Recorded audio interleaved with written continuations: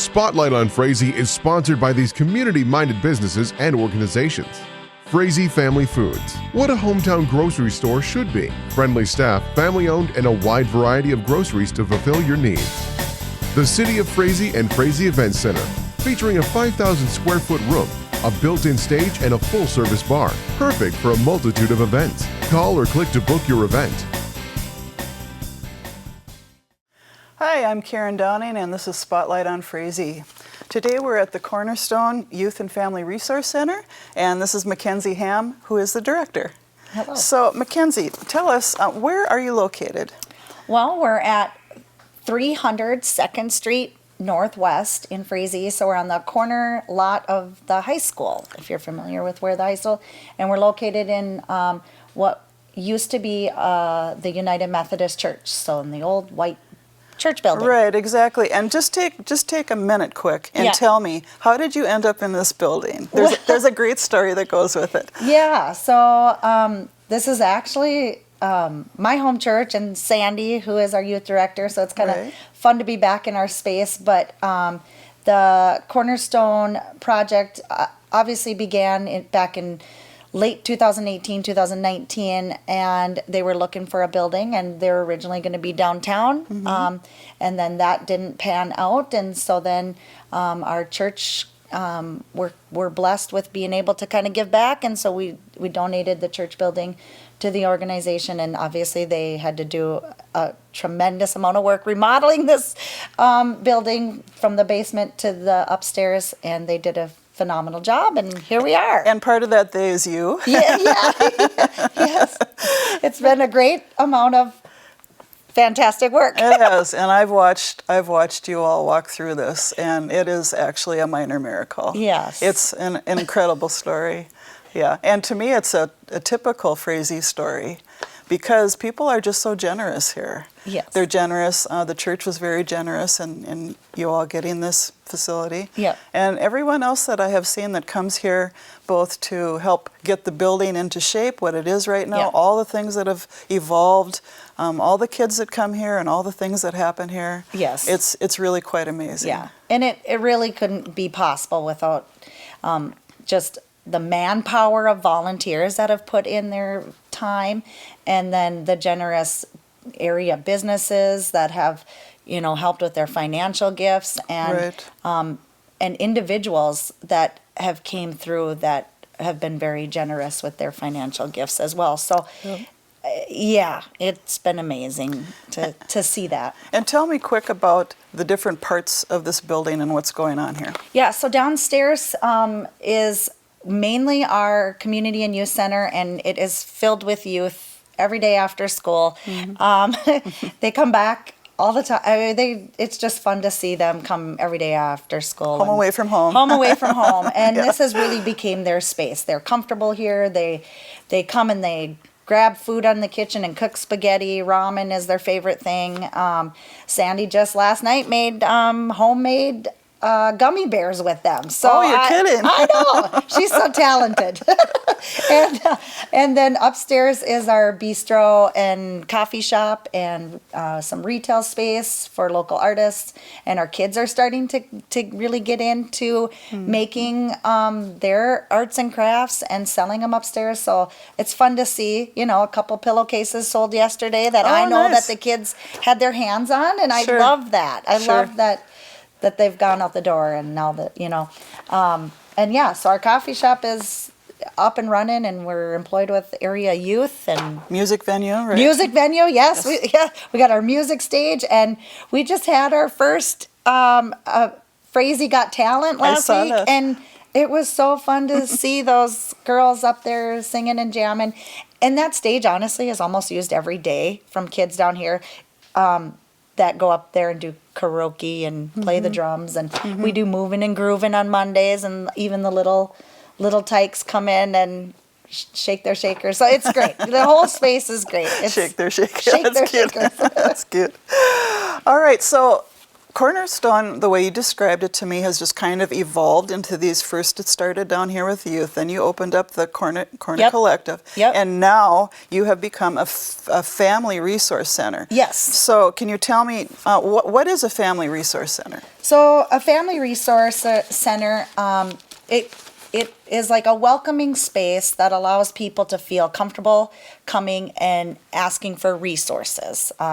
So I always kind of put it in perspective, and let's say, and you might not even be new to the community, but let's say you're kind of new to the community.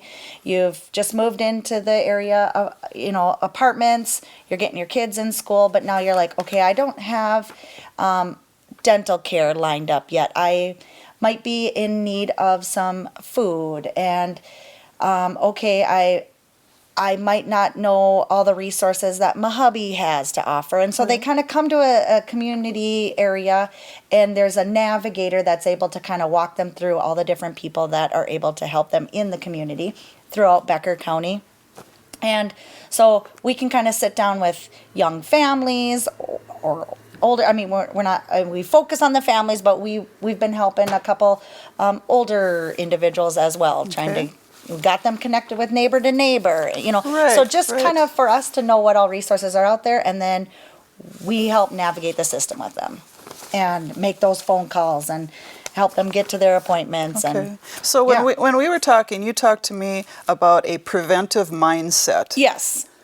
And you also talked to me about the 5 protective factors. Can you share that with me? Yeah. So, and coming with the Family Resource Center, it's something we've been kind of naturally doing without having the title as the Family Resource Center. Right.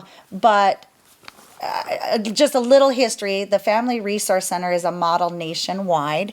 I think the first one opened up in 2011, and it's becoming, they're seeing that it's being a preventative measure to help so that children don't go into out-of-home placement.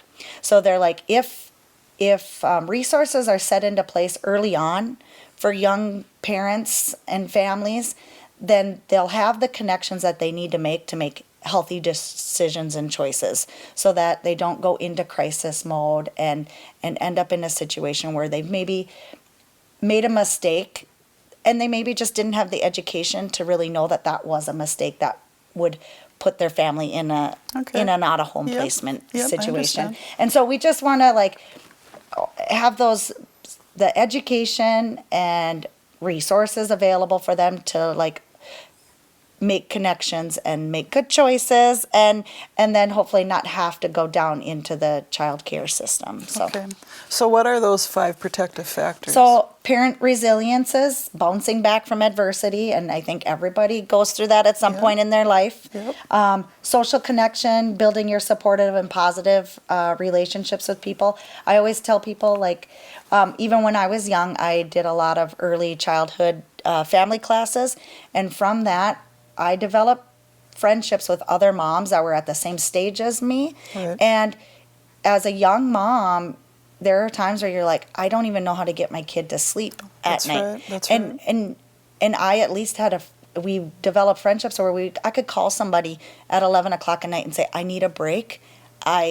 This is getting tough for me. And they would come because we had that relationship. We had that, instead of me, doing something or abandoning them and leaving, falling apart completely. We have all get to that point. So just kind of we're able to kind of create a space by doing different activities. So hopefully parents will start to meet each other. Nice. And build that. And we have good resources in town, like the ECFE program, I go down there on Fridays and there's parents all getting together doing those classes. So those are great too.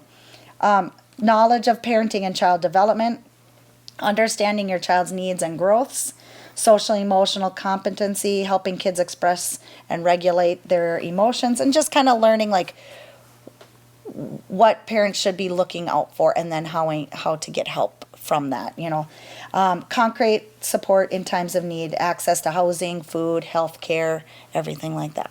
So Mackenzie, how would I get a hold of you if any of these things was something that I needed? Yes, you can stop in at Cornerstone.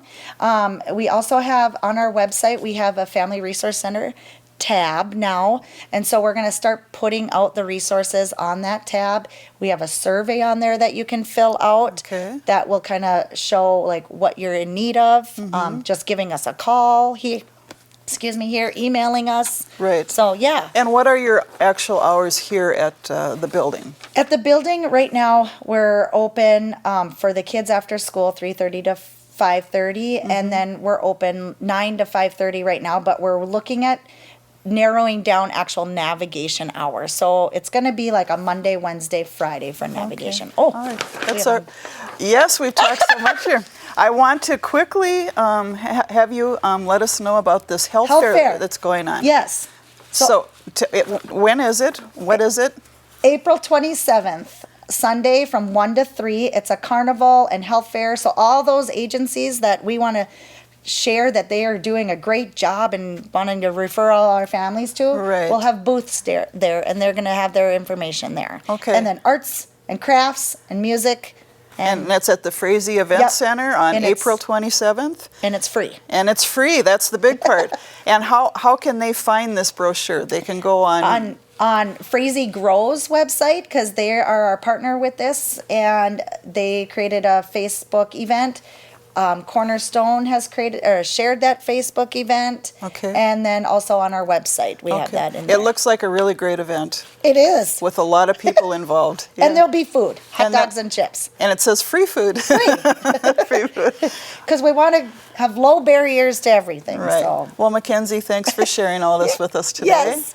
This has been Spotlight on Frazee. This is Karen Downing, and we'll see you next time. Let's keep Frazee moving forward.